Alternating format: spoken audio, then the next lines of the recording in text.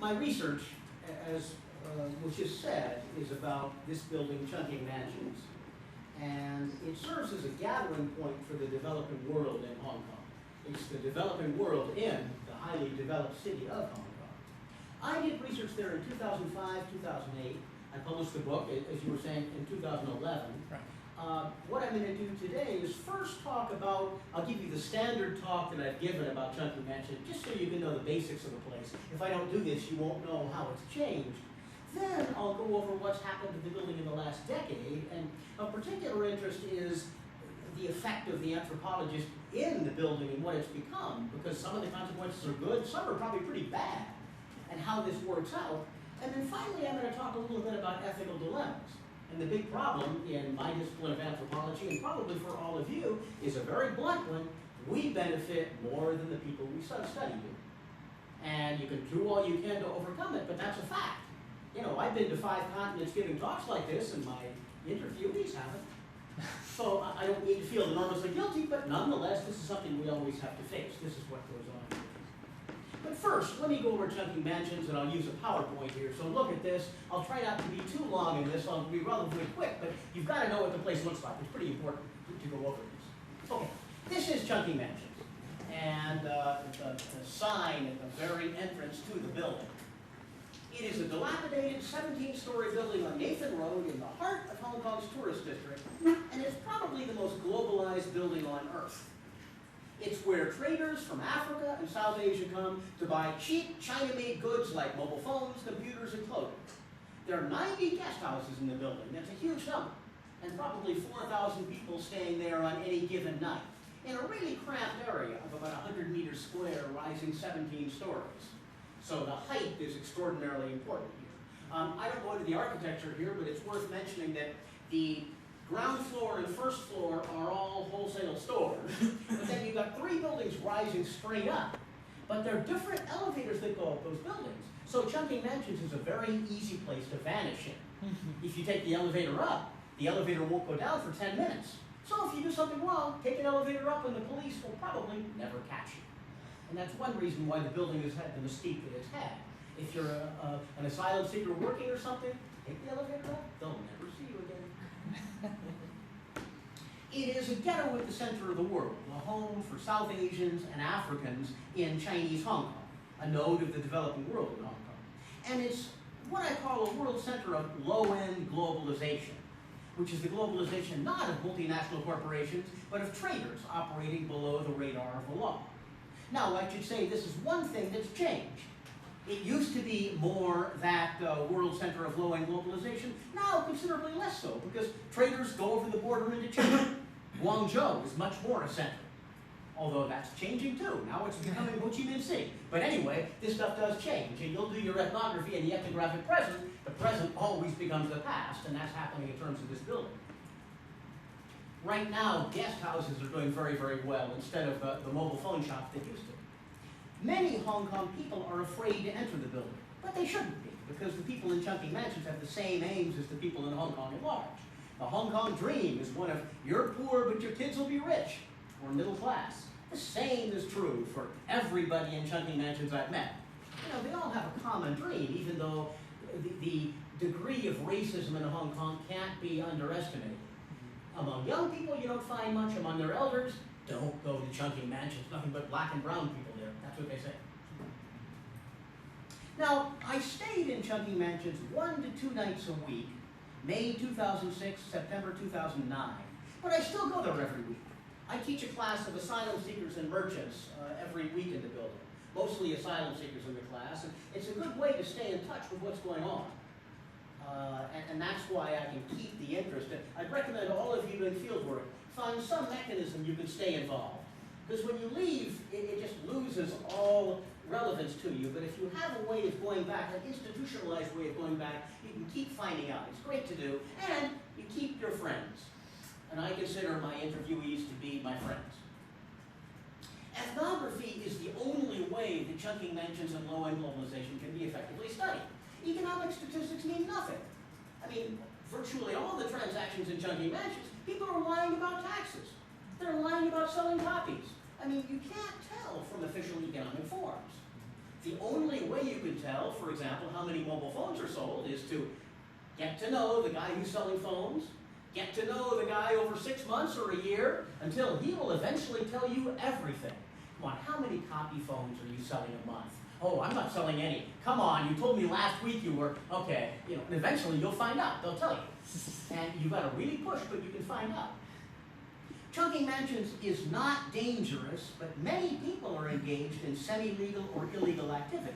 And I always wonder, why are people willing to talk to me so much? And the key, and I'll talk about this more this afternoon, to any ethnography is just to be there. I mean, the first time you're there, no one's going to talk. If you're there a month or two, eventually they'll get used to you, and people will tell you things that are very, very interesting. I remember one fascinating comment with a guy who was working illegally, and I said, "Why are you telling me this?" And he said, "You're a professor, you won't tell the police, you know that." He was right, but anyway. Now, my positionality is as an older white man, and as a professor. This would make research really difficult in many other contexts. I mean, if I were to go to an American inner city neighborhood, nobody's going to talk to me for very good reason. They will think I'm an undercover cop or something. But Chungking mansions is interesting now because in Hong Kong, white people are extra. They don't really belong. I'm not going to be in a position of power. So they knew that I couldn't possibly be an undercover cop. You don't hire a 50-year-old, I was 50 years old at this time, you don't hire a 50-year-old white man to be an undercover cop. It's not going to happen. So because I was not Chinese, that was an enormous advantage. Now, if I was Indian or South Asian and had come in, they would have thought I'm a merchant competitor. I'm here because I want to open a phone stall too, and I just want to find out information. But being a white guy, they didn't know what to do with me, really. And several people said, "You must be CIA." And then to that I would say, look, if I was CIA, do you think I'd worry about you selling 200 phones? Man, I'd be off in an embassy somewhere. I'd be a spy with important people. Come on, if I was CIA, I must be really low level. Okay, you're not CIA, but why are you here? I'm an anthropologist. And eventually people came to believe this pretty readily, and it wasn't much of an issue. So also being male helped a great deal. When I talk about gender here, Chungking mansions is a remarkably male place because many of the people there are South Asian Muslims, and they wouldn't even recognize women working. I got several women to work under me because they asked me to, and I wanted to give them that chance, but it was really tough for them. And as I think you read in the chapter of mine you read, one woman came up to me and said, "In Chungking mansions, is all anybody thinks about sex?" Because, they were all propositioning her very soon. And she was a very aware person. I didn't throw her in over her head. But it is tough because many of these South Asians, they're used to a world in which women are off in the home, in Burda, and so the idea of a woman coming out and interviewing them, she must be looking for a boyfriend. That was the automatic assumption they made, and it was very difficult to overcome this. Another woman who I hired to work for me made the mistake of shaking a Muslim man's hand after they talked. And then he began bombarding her with text messages, about 10,000 over the course of a week. We touched hands and now we love each other, marry me. And that was a very difficult situation for her. I later had some women who were able to deal with this a little more, but it's very tough for a woman in Chungking mansions simply because of all the male assumptions that come in. And that's totally unfair, but this is what the place is. The one group that I couldn't deal with that my female research colleague could were sex workers. I mean, every time I interviewed a sex worker, she would say, "Mister, I don't do this business. You shouldn't be talking to me like this, but if you pay me $1,000, maybe," that kind of thing. So you get the idea that I was either a very high-paying customer because of my skin color, or somebody asking questions I shouldn't ask, whereas my female colleague was able to find out significantly more information, and I appreciate she was able to do that. Ethnicity also really matters in Chungking mansions, as I said earlier. I mean, again, being white is something that always bothers me a bit in this context. The white anthropologist studying people from the developing world, I'll talk about that more later. It was a benefit here, though, because I was out of place. And so, what are you doing here? I'm an anthropologist. Okay. As you all know, all ethnographic research is contained and constrained by your own background and your own appearance. You can never get out of this. Now, I don't want to be a postmodernist here and say that everything is subjective. Chungking mansions has 17 stories. I don't care what your ethnicity or ethnic background is or gender. This is a fact. On the other hand, certainly what people tell you will differ very much depending on where your background is. I found this out in my later book that you've been reading from, the Guangzhou book, where I co-authored this with two young Chinese researchers, female researchers, and I found out all about business, nothing at all about romantic relations. They found out everything about romantic relations and nothing about business. So it was a great thing to do. And I recommend writing ethnographies with your students or other people and give them full credit, obviously, because, you know, this is great. We can find out different things depending on our positionality. That's really interesting to do. Okay, here is the entrance to Chungking Mansions, and many of you, most of you have probably never been to Hong Kong, but as you might imagine, most faces are going to be Chinese everywhere, except when you cross this building, and many people are not. That person, that tall man to the left, you won't find him anywhere else in Hong Kong, but here you most certainly will. This is what the building looks like. It's become slightly more spruced up, but it's the same kind of place now. A few fashionable stores like Sasa are in the ground floor, but they don't enter directly into the building. Most of the building is inside, and it's entirely ethnic malls and ethnic stores. This is waiting for the elevator. And the elevators are amazing places for ethnic interaction because you find yourself stuck in a tiny box with 6 people of different ethnicities. You have to start conversations. You can't avoid not to.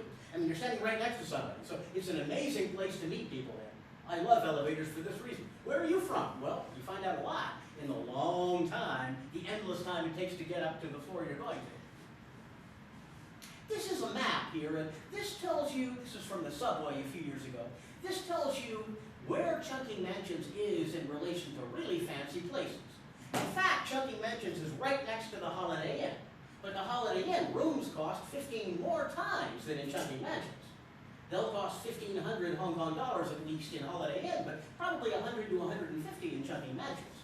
The peninsula here, which is about 50 yards away, is the fanciest hotel in Hong Kong, with Rolls Royces right outside it. So in this expensive real estate, everything is jammed together, leading to the really interesting question that I spent a lot of time. Why does this building exist? Let me give you a brief answer now. It exists because the people who run Chungking Mansions can make a surprising amount of money.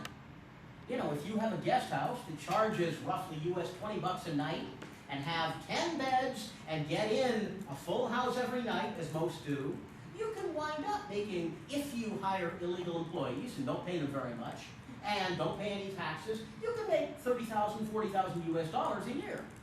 So for the people in the building, it's a moneymaker. It's high volume, low prices.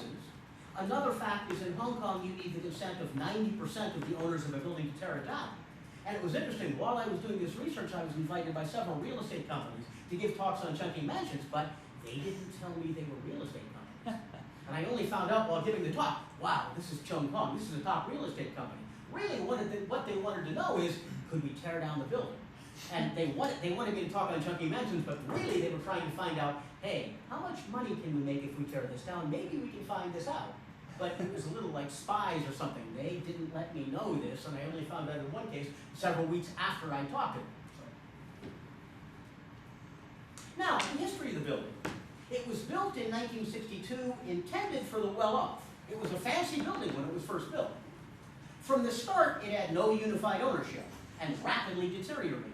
By the early 1970s, it was a center for Vietnamese, for American GIs on R&R from the Vietnam War to go in for sex workers, and there were brothels all over the building. By the late 1970s, it had changed, and the first Lonely Planet guide, written by Tony Wheeler, had this wonderful line, in Hong Kong, go to Chungking Mansions, because you could stay there so cheaply. Backpackers, it became a center of backpackers for, 20 or 25 years. It still is to a degree. But I remember when I stayed in Chungking Mansions for the first time in 1983, when I was traveling through Asia. I mean, all anybody wanted to do was smoke dope. Hey, you want to smoke some? Hey, I got some here. And it was just a center of hippiedom in Hong Kong, a rather amazing place. By the early 1990s, it had changed, though, and it began to be more developing world traders and workers who came through. So by the mid-90s, after I moved to Hong Kong, I saw a lot of Africans were in the building. There always were Indians there, but a lot of Africans.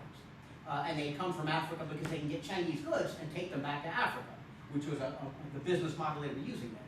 This has died down significantly because now you can go directly into Guangzhou in China, or Shenzhen, but you couldn't at that time. The building was obviously fairly dangerous, simply because it was so crowded. And remember, what happened is that a lot of Chinese owners took the places they lived in and made them guest houses instead.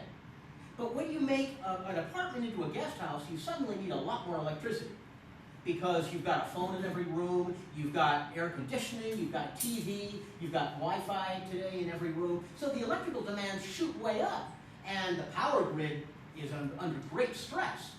So there were all these articles in Hong Kong newspapers in the 1990s about a fire is going to burn this place down anytime.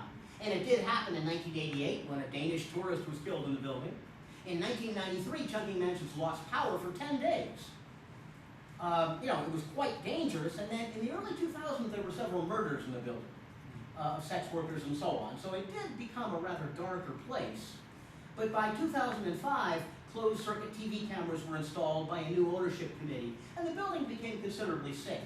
When I was there, it was pretty safe. There wasn't too much worry most of the time. I mean, occasionally there would be fights break out, and I think one time somebody got his throat cut, but it's not more dangerous than other places you know. Police have told me that you're not more dangerous in Chungking Mansions than you are in most other hotels in Hong Kong. Yeah, they're sex workers, but they're around everywhere in Hong Kong. Yeah, occasionally people get robbed, but that'll happen anywhere. So I never found it to be dangerous, and a couple times I dropped my wallet or had my pack open, and I always got it back. Why does Chungking Mansions exist as a center of low-end globalization? Well, for one thing, it's an extraordinarily cheap place to stay and difficult to tear down, but also Hong Kong's ease of entry. Hong Kong has really thrived on its tourist market. So if you come from India, if you come from Kenya, if you come from Tanzania and various other countries, you can get in without having a visa in advance. I mean, you get in for 30 days automatically. So that certainly helps the traders coming in. Now, they've tightened up a little bit. Pakistan now demands an entry in advance because too many heroin dealers. Nigeria does too. But mostly it remains open. But I think above all, there's China's emergence as a center of worldwide manufacturing.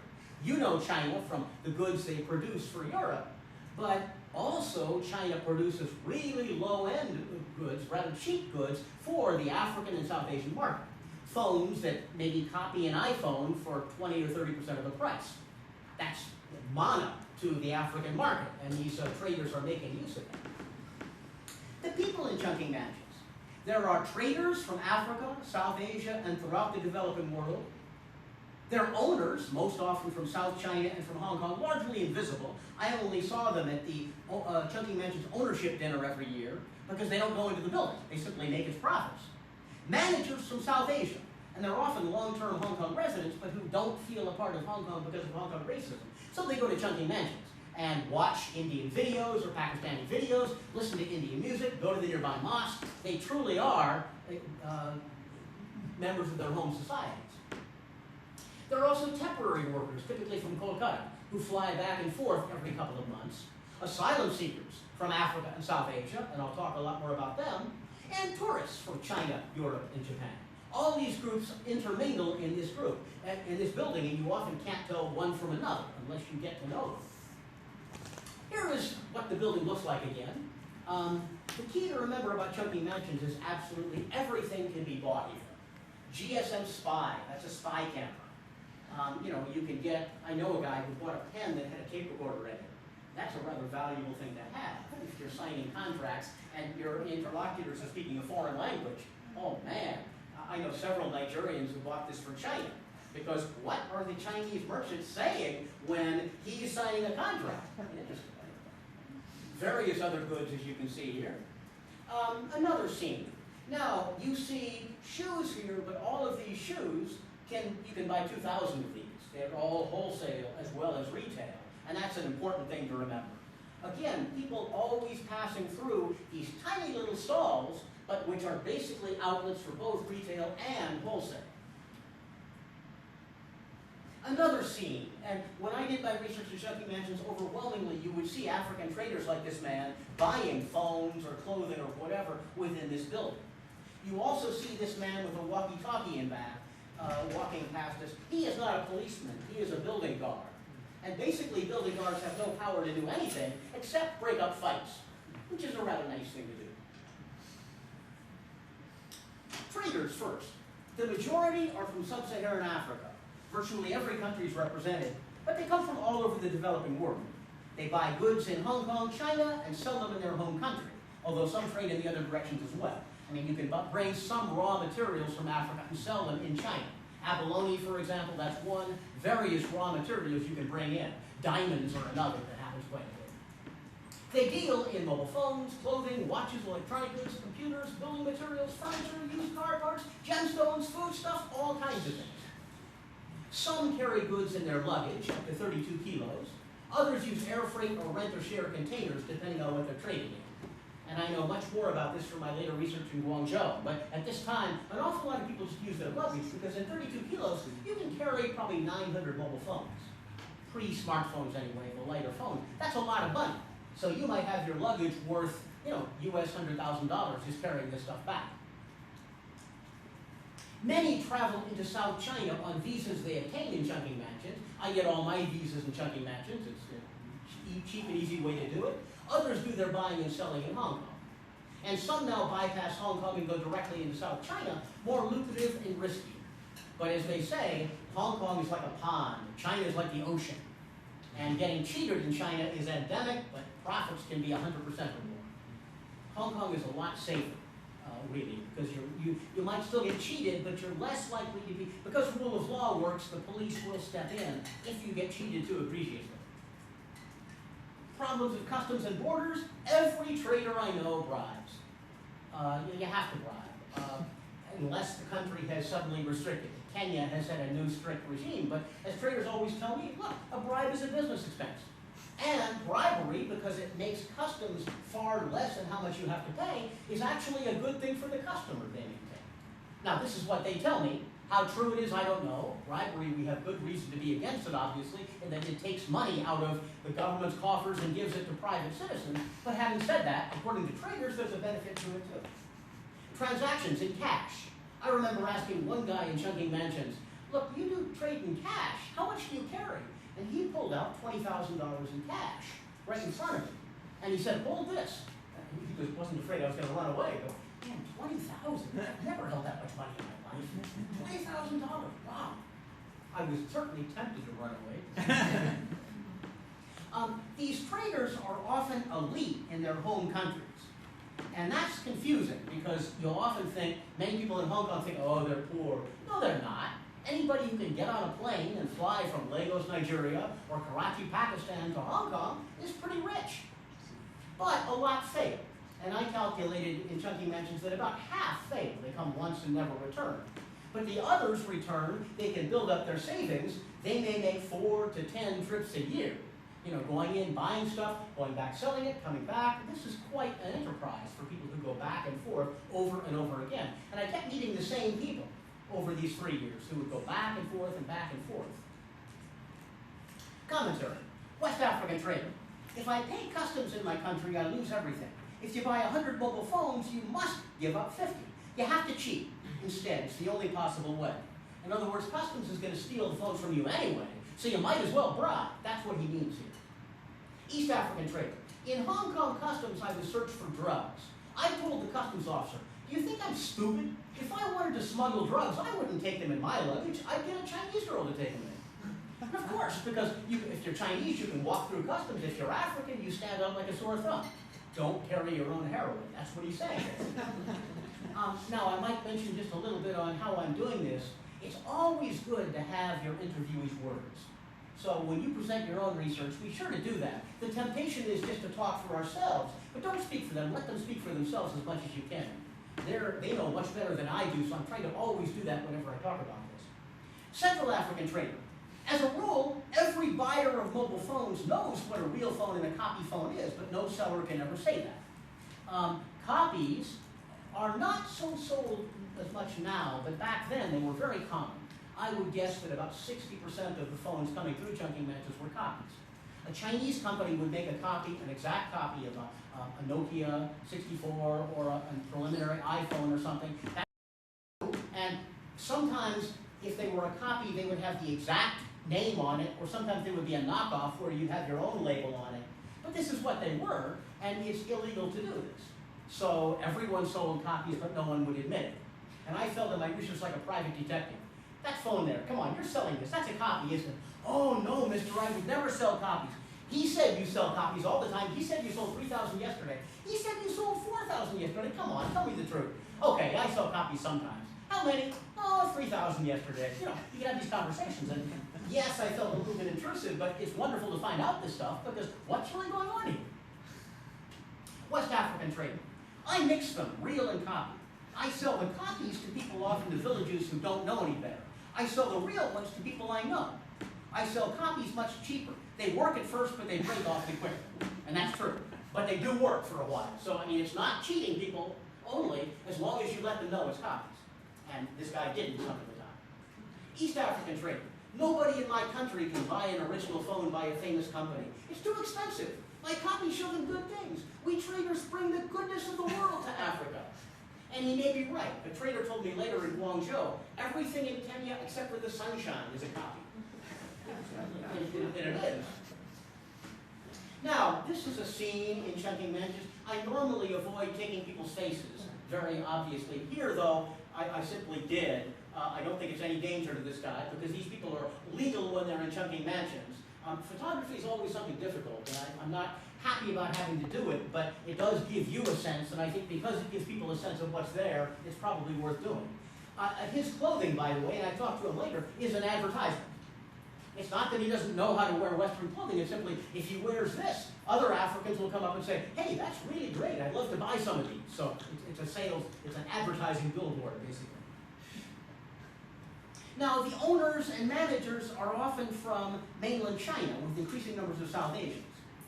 Some employees are Hong Kong residents, but more are on tourist visas. They renew by returning home every 2 months. Many are from Kolkata.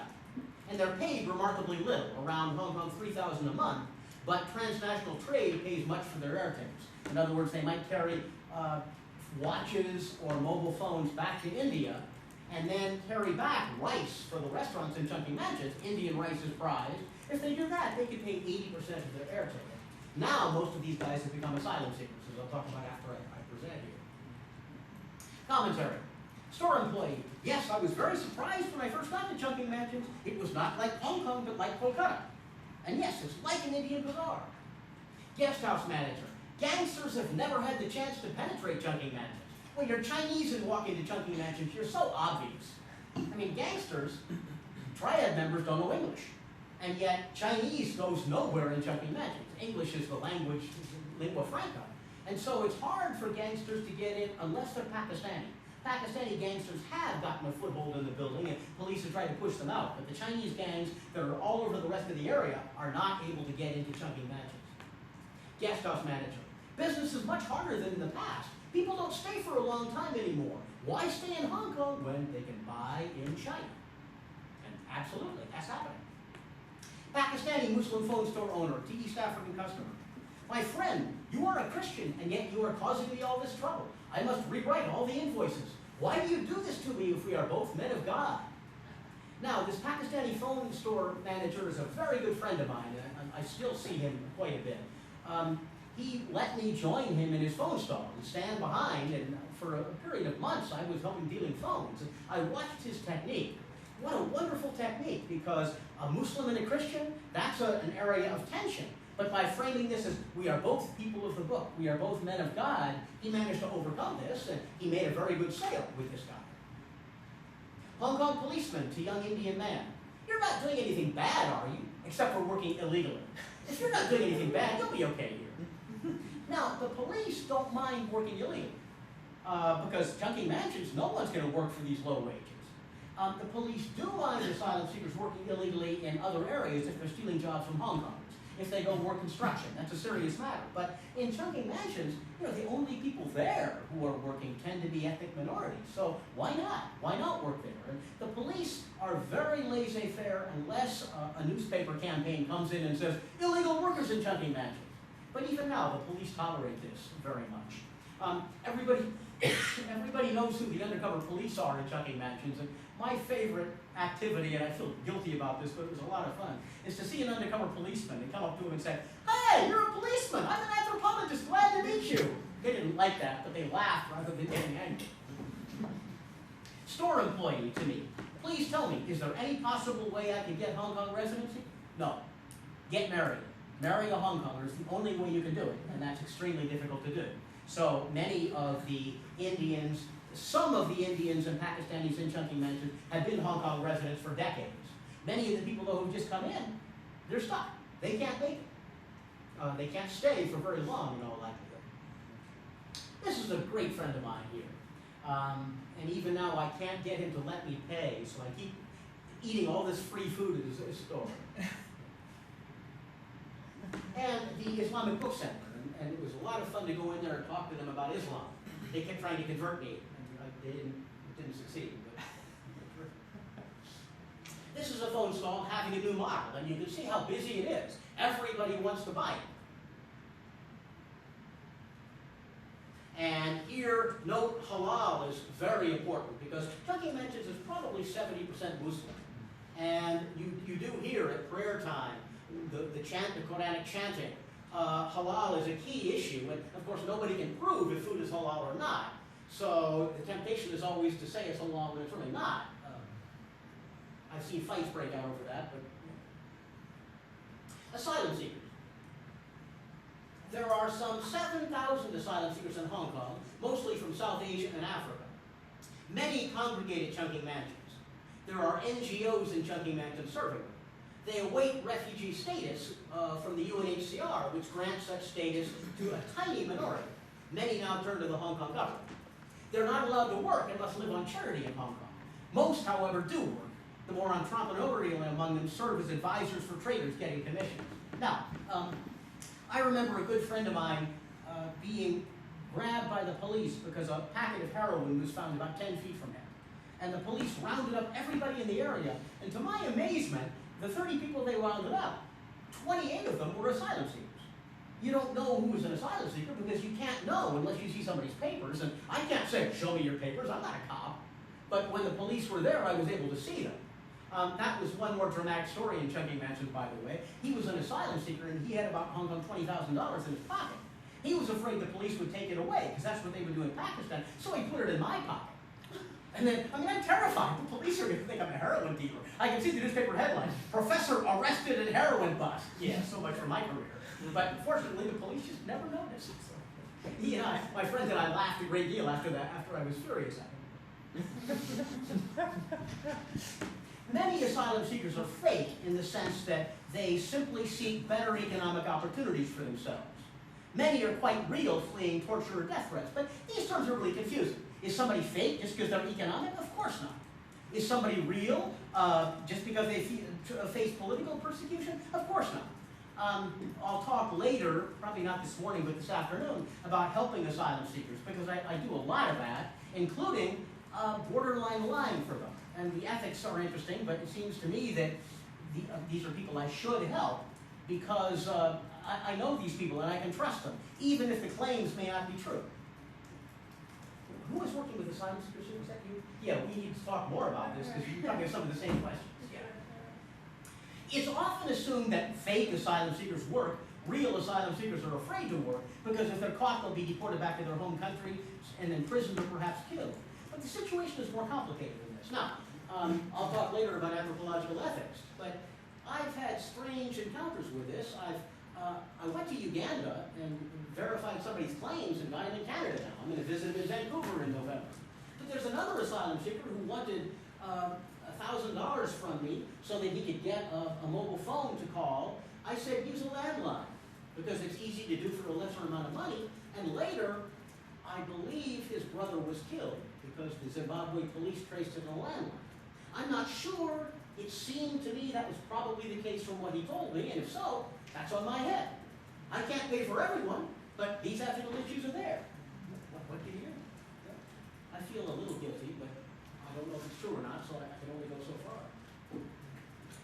There is a difference between some South Asian and African asylum seekers, with the latter more often fleeing political persecution.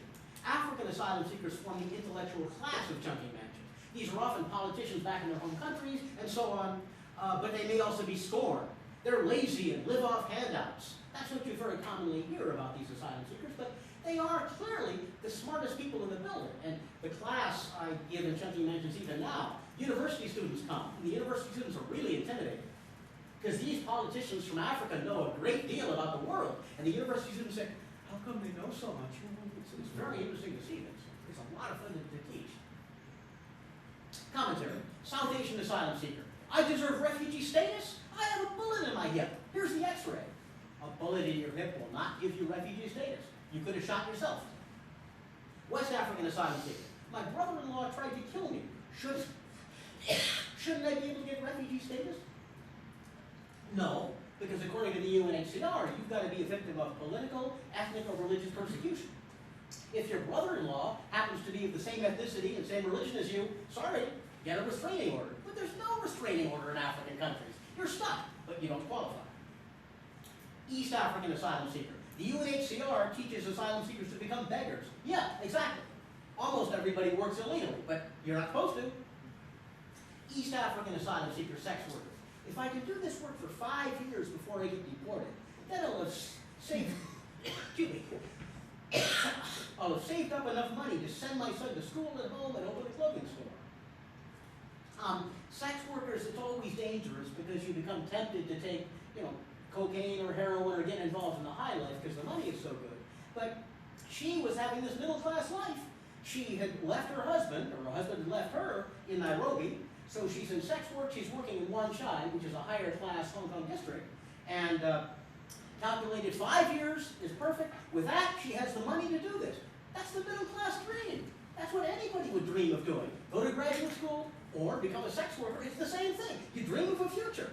So she became a very good friend of mine before she left and went back to Kenya, and now she does indeed have a store, and her son is indeed in university. West African asylum seeker. My mother gave me to a Christian sect that was going to castrate me on my 21st birthday to give me to God. I escaped, went to the jungle, and met 2 Australians who saw the vial of diamonds my mother gave me. I remember being locked in the hold of a ship, drugged. I woke up in Hong Kong with no passport. Right. I told him, you've seen too many bad movies. And this is the ethical issue again. I think it's perfectly okay for me to tell people. I'm not going to tell them how to make their story. Don't tell this story. You're going to be on a plane back home in 2 weeks. They'll never accept this. Get a story that makes a little more sense anyway. I never did see him again after he told me this, so he might have been deported after 2 weeks. Central African asylum seeker. My country's government is terrible. They will kill me if I go back, but I love my country. And it's really interesting dealing with asylum seekers because they are patriotic. They love their country despite the fact that their country was trying to kill them. Or if their country wasn't trying to kill them, they nonetheless escaped their country.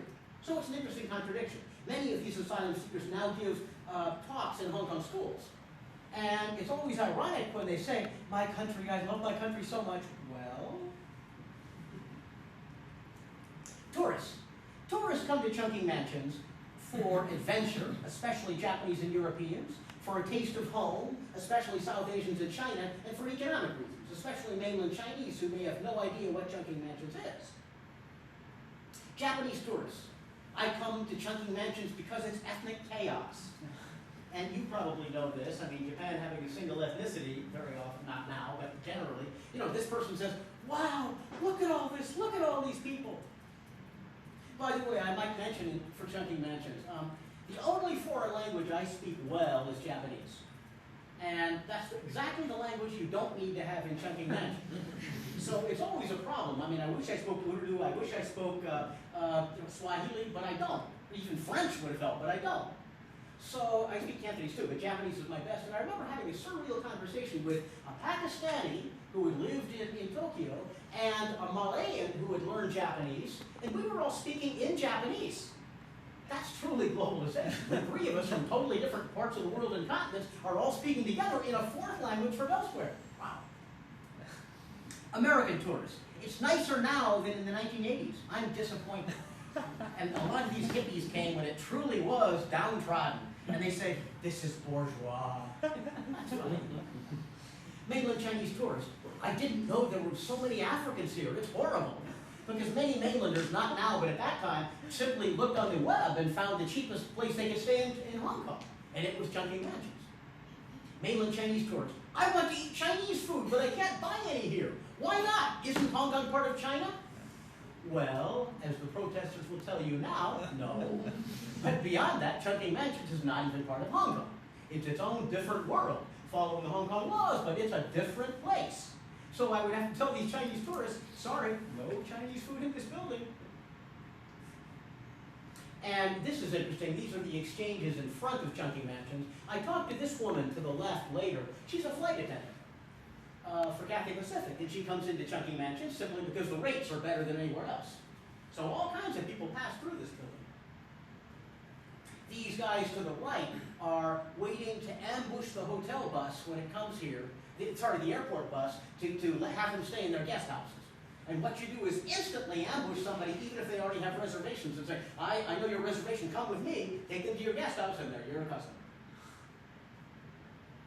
Now, I think I'm going to stop in just a second, because I've given you the ethnographic background. I go into theory in the rest of these, but I think it's probably more important for me to talk about what's happened. This is my basic boilerplate talk. I talk about how globalization has changed things there. I did estimate in 2008 that 20% of the mobile phones now in use in sub-Saharan Africa in 2008 passed through Chungking Mansions. And that's a fairly audacious claim, but just by getting to know enough phone dealers, I can say this with some accuracy. I guess I would say somewhere between 15 and 25%. Now it's probably less than 1%, but that's what we saw then. Temporary workers, asylum seekers, all these people in their interactions, ethnic and class tension, and there's not much ethnic tension because everybody wants to make money.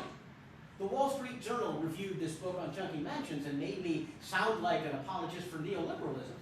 But it's true in a sense that I remember a Pakistani and an Indian, and I said, look, you guys, don't you hate each other? Your countries are about to go to war. Mister, I don't like him much and he doesn't like me, but we're both here to make money. I mean, that's what the Wall Street Journal says. Money is everything. The underlying reason for the lack of overt class tension and the apparent success of neoliberalism in creating peace is that Chungking Mansions is a club of the developing world successful. Even the asylum seekers who come had the money to come. And the traders are making a lot of money, so this is not the kind of poor place that many in Hong Kong think of it. No, it's the developing world successful. If you come here, you've got money. Now, the last thing here, and I won't talk about it, is globalization on the ground. And you see this by looking at the constant interactions between people. Let me just tell you one of these stories, because it's too interesting not to tell. Consider the changing attitudes of an Indian Muslim restaurant tout toward sex workers. When I was first in Chungking Mansions, a bunch of Russian sex workers walked in. And these women looked extraordinary. I mean, tall and wearing gowns and so on. And I mean, I saw them followed by about 20 South Asian men, just sort of ogling. And I was looking too, because it was an amazing sight. I was sitting in a restaurant, and the restaurant worker came and put his hand over my eyes and said, "Mister, do not look, they are bad women."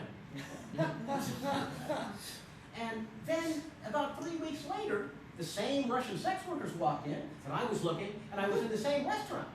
And I said, "Akbar, you told me before I shouldn't look.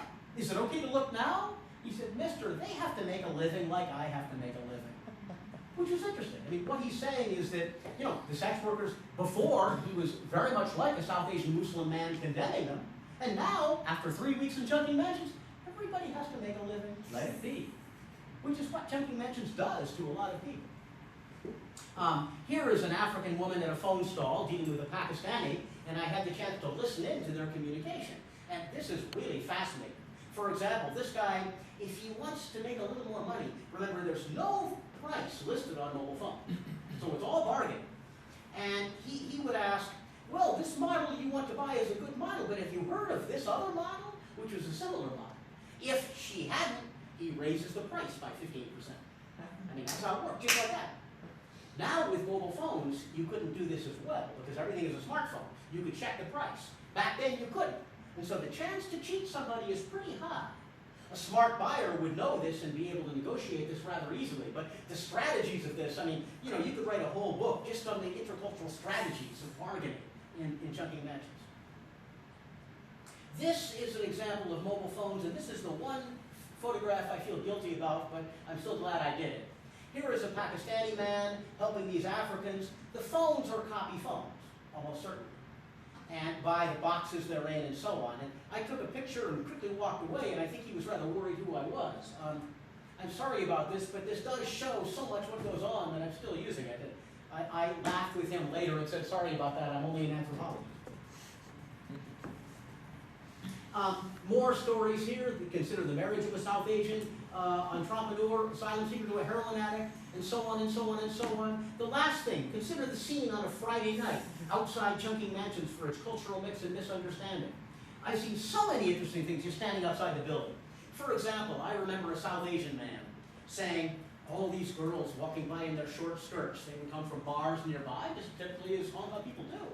I can't believe those women in their short skirts. Why? If I asked them for their phone number, they might give it to me.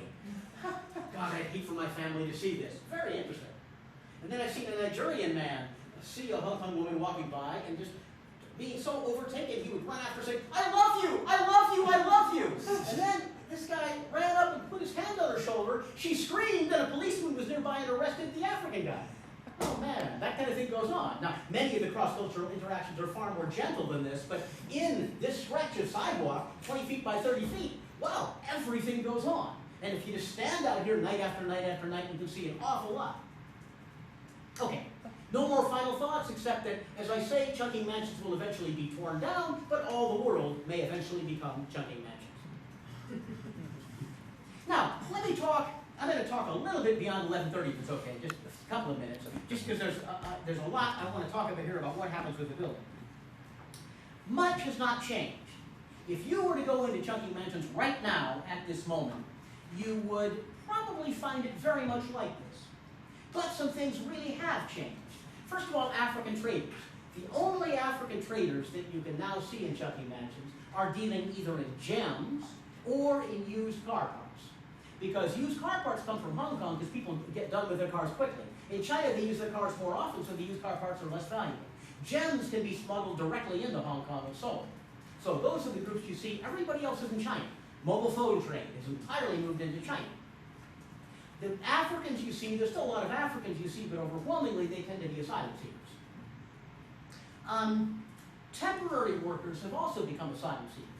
Now, phone stalls have also ended, and this is all due to changes in technology. If it's a pre-smartphone, you could take a phone like a Nokia 6400, which is what I've dealt with a great deal, 64,000, and make a copy of it rather easily.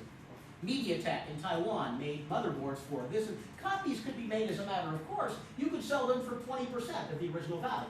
Anybody would want to buy these. Smartphones are a lot harder to make copies of. You can do it, but they're likely to be at 80% of the original price. And so, as a result, it became a lot less profitable to make copies. Also, Chinese phones became a lot better. You know, you can buy original Huawei phones that are pretty good phones. And so the demand for European 14-day phones, which are used European phones, went way down.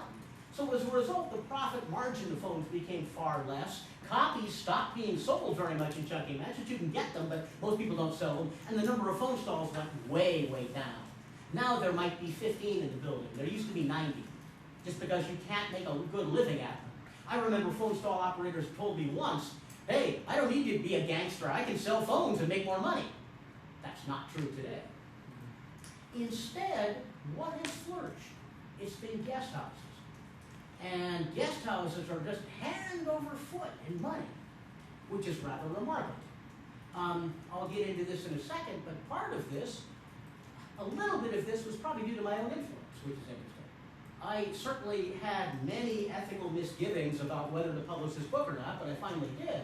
Nobody knows what the effect is going to be, but one effect was the book has sold maybe 10,000 copies in English, not a whole lot, but about 40,000 copies in Chinese on the mainland. And that's not a huge number, but it's enough so that a lot of mainlanders come in to Chungking Mansions. And you can see of those 40,000, if even a fraction of them can come into Hong Kong, they would be guests. So I joke with my guest house owner friend, you should give me a commission. They never would, but anyway, that was one benefit anyway. There have been problems that I have created for the building too that I'll talk about in a second, but guest houses have really flourished, and that's where to get into. Chungking mansions have also been upgraded. Now, this too is a minor matter of the building's influence. In the Chungking Mansions book, I have to talk about the head of the ownership committee.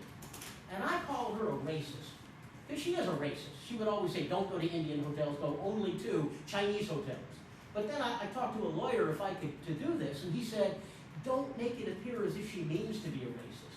So I put in the term unwitting racist. And the lawyer said, you can't get sued if you call somebody an unwitting racist. Maybe not. And then she can't read English. Like all the ownership committee, she is only a Chinese speaker. And she invited me to dinner one night after the Chinese edition came out. And I was really worried. I was sure she was going to sue me. And she just was lavishing me with praise and gifts and so on. And I realized this is because she's a good businesswoman. It doesn't make the slightest bit of difference I called her a racist. What I did was make Chungking Mansions more visible and appear to be a cool place rather than an uncool place, bringing in the visitors. I help business. I didn't mean to do that. That certainly was not my intent. I didn't like this woman very much, but that's what happened. So what can I say? Many more mainland tourists have also come in, and that's happened, and that's a little worrisome because the building loses its character, but not that much. It's still the same as it was, because the tourists do come in the night and leave in the morning. They're not intensely involved in the building's activities. But that's been a degree of change. Now, the ethics are the final thing I want to talk about here, and I find this a bit troublesome. You know, this fits the standard pattern of the anthropologist or the sociologist going in, maybe the anthropologist might be white, going in and studying a place of black and brown people, somebody from the developed world studying poor people, and benefiting off it. Now, am I going to whip myself over this and say, no, it's terrible, I never should have done this? No. I mean, in fact, I think it was good to have written this book, but the fact is that I benefited and they didn't. I was up here and they were down here, even though they were richer than most developing world people at the start. And then I've gotten up here and they've gotten up here because of my benefit. So it's helped me more than it's helped them. I have been to 5 continents giving this talk. They haven't been to any continents, and if they're asylum seekers, they haven't even left Hong Kong. So I'm troubled by this, but I don't know what to do. And your comments might be kind of interesting here. There's probably nothing I can do. I've wrestled with this for a long time. At the close of the book, I talk about some of the ethical issues of doing this research. For example, it's possible that this research will lead the ownership committee to upgrade Chungking Mansions and make it more expensive. If they upgrade it, you're not going to have any more developing world people come because it's too expensive for them. So Chungking Mansions could unwittingly become a fourth-rate Chinese mall, of which there are many in this vicinity. Another possibility is the government might decide asylum seekers are working illegally. Oh God, we didn't know that. Well, I think everybody knows that. But it's possible some government minister wouldn't, and this would create real problems for asylum seekers. In fact, that happened to a degree. And I found out that the Legislative Council in Hong Kong did have debates that mentioned my book, but one was negative. One said asylum seekers work, they shouldn't be working. But another person said asylum seekers have to work because they don't get enough for benefits. Let's raise the benefits. And the benefits were raised several hundred US dollars. So that may be a good thing that unwittingly happened. It could have been bad, but I was lucky. What is my responsibility? I can't give money to Chungking Mansions. It's a business run by Chinese owners who don't even talk to the people who live in the building. So what can I do? I could give money to the place I teach asylum seekers, but as the asylum seekers always tell me, look, they didn't let us use this classroom, but NGOs are out for their own survival. They don't really care about us. So I have put them in my will, certainly, but what can I do? I could help out asylum seekers, and I often do. I mean, I've paid a lot of money over the years to asylum seekers, not a huge amount, but a certain small proportion of my income. But in fact, I've learned over the years that almost all asylum seekers are lying. Now, I don't care. I'd lie too if I was a Nigerian Igbo in a really bad country. But almost everybody is, and I know that because I keep offering to go to their home countries and investigate their claims. No one will say yes. No, you really better not go. My father doesn't like white people. That kind of thing they'll say. The few times I have gone back, and I've done this 3 times now, I've gotten claims in 2 cases overturned. So it's worth me going, but they don't want me to go back often, which is quite interesting. On the other hand, it seems to me I should help these people. These are my friends, and so I do all I can. There's some very funny stories that I can't resist telling. One of my favorite asylum seekers is a guy who, when I was interviewing him back for this book, he took me aside and said, let me tell you my story. I'm Somali, as you know, and I saw my mother killed with a bazooka. El-Shabaab came and they just blasted her right in front of me. God, it was awful. And then my sister, I raped her right in front of me. Oh, no, God. And then he stopped and said, stop. Everything I've said is a lie. Of course that never happened. I'm actually from Djibouti. You can tell by my French accent. I'm not even from Somalia, and Djibouti's a peaceful place. But I have to speak in Somali to all the investigators because, you know, they'll think if I speak in English, they'll know I'm from Djibouti because I'm a French speaker.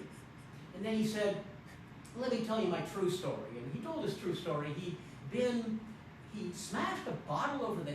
He left Hong Kong because he left Djibouti because he wanted to get rich. In Hong Kong, he had a felony conviction for smashing a bottle over a Nepali guy's head because he was Somalian and never got drunk before. But then the biggest problem he had was he was the middleman of a jewel issue. A bunch of Angolans came in and were going to sell fake diamonds to Chinese buyers, and he was the middleman between us. And the Chinese got suspicious, the police came in, busted everybody, and then my friend was amazed that after a month the police came and apologized to him profusely and said, we have no evidence that you knew about this, you're only the middleman, you're free. Very interesting guy. I don't know how much he did know, but very interesting. Now, a couple of years later, when his claims were finally settled, he said, Gordon, I want you to do me a favor. Write a letter to the U.S. Embassy telling them what a good character I have. Well, what can I say? What can I say? So I decided, okay, I'll write you a letter. And I didn't say he had good character, but I said, he's a very talented person who will succeed at whatever he does. That was true. And a couple of years after that, just a couple of years ago, he called me up and said, hi, Gordon, I now have 5 trucks crossing the U.S. I have a trucking empire. Thank you. I didn't ask him what was in the trucks. I'll leave that aside. But, it's a great success story from Chungking Mathews. What can I say? So ethics, I guess I do slip by these. I want to help these people as much as I possibly can, but it's also true that, you know, what can I do? One interesting story about asylum seekers, my wife loves to spend money on elephants in Kenya. Elephants are her famous animal. And she came to my asylum seekers class, and they wanted to ask her, why do you contribute money to elephants more than to human beings? We need your money. And they were laughing when this happened, but a very interesting exchange. I think elephants are more valuable than human beings, my wife said, and they found that very funny. This is a very relaxing class, but nonetheless, this is what goes on. These are the ethical issues of somebody with money and another person without. Why can I play God? Here's money, you need this, you need this, you need this. That's distinctly unpleasant, but what else can I do? And I don't know. I don't know how to do it. There's no clear agency to whom I can work with this money. I can only do this to individuals I know. Has my own research simply replicated the gap between rich and poor that characterizes the world as a whole? Yeah. I mean, I'm white. Of course I am. That's what it's done. I make a lot more money than asylum seekers do, than people in Chungking Mansions generally do. I try to overcome this in some ways. I give talks about Chungking Mansions to the Royal Geographic Society, where all elite people in Hong Kong go. I've given 7 or 8 talks, and I will always bring asylum seekers, because if we beg for computers, there's enough rich, guilty, white, and Chinese people who will give them computers. So we collect 20 or 30 computers every time we give a talk. Great, that's a way I can help. And it also makes me feel less guilty, because why should I be the white professor talking about Chungking Mansions to equally rich, white, and Chinese people? That's completely unpalatable. This is a way of overcoming it. You know, and again, as I said earlier, I'm not going to whip myself over these issues, but these does need to be looked at directly. Who benefits? That's a real tough question, and this also relates to the nature of anthropology, and sociology too is a discipline. Foucault wrote about how sociology was basically designed so that rulers could manipulate their citizens. Anthropology was designed so that rich countries could properly manage their colonies in poor countries. And, you know, the same thing is going on now, to a minimal degree anyway. There still is this power imbalance. Anthropology was the colonizer's discipline. Now, I should say, when I first began doing anthropology, I did reverse this. It was really interesting. I first worked in Japan, and I came from the US. And I first worked in Japan in the 1980s, when Japan was a much richer society than the US was, or at least it seemed to be. I remember when I first began my field work, I walked into a restroom, and faucets.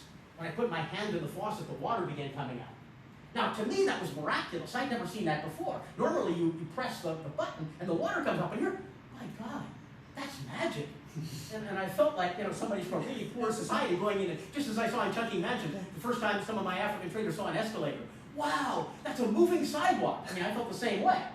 So I understand that feeling, and that's a new kind of anthropology, investigating the rich and better off. But for this kind of research, clearly I was following the standard anthropological model of the mainstream, wealthy investigator investigating those on the margins. I don't like it, but that's what the pattern was. And the final point I want to make here is one strategy I follow with this, and it's certainly not a cure-all, but I think it's the best way for us to proceed, is to not write for anthropologists, but to write for a larger audience. That's really important. What's happened, and you guys are all under this pressure because you all want to get jobs, is anthropologists and sociologists write academic prose. I recently was reading a book on human rights in a West African country, and the author quoted Foucault much more than any of the imprisoned lawyers in his book. To me, that's pretty disgusting. You need to give voice to the people who you write about and give them your book. They should read it. And I did give a copy of the Chungking Mansions book to everybody in Chungking Mansions I knew. And it was really interesting seeing the reactions of people. They were pretty interesting. One of my favorites was a Nepalese guy who ran a whiskey stall. And I gave him a copy of my book, and then a year later I saw him again and said, hey, has the book changed anything here? And he said, yeah. It used to be the only people buying whiskey here would be really poor African traders. Now it's all rich white lawyers. And what happens is they're coming in from Central, and they want to try Tears of the Lion, this whiskey that I said will kill you after you drink 3. They drank 2. And they wanted to try this stuff. That's pretty interesting. So it changed his business model. Was anybody angry? No. The asylum seekers found this actually pretty helpful. One person got angry at me because he said I portrayed Chungking Mansions as being too sexist. And that may be true. He said women don't have a tough time here. Well, maybe, but I know enough women who have been harassed, as I talked about earlier, so that I think I do need to say what I say. Some women don't have any problems, many more do. Partly it's because of the South Asian gaze, that men will be looking and not turn their eyes. And it's a little more common in at least some contexts that people do have a direct gaze than they might elsewhere, like in Japan, where people don't. And so some people who come in, women particularly, would confuse a man's direct look with a leer. So that kind of misunderstanding can happen.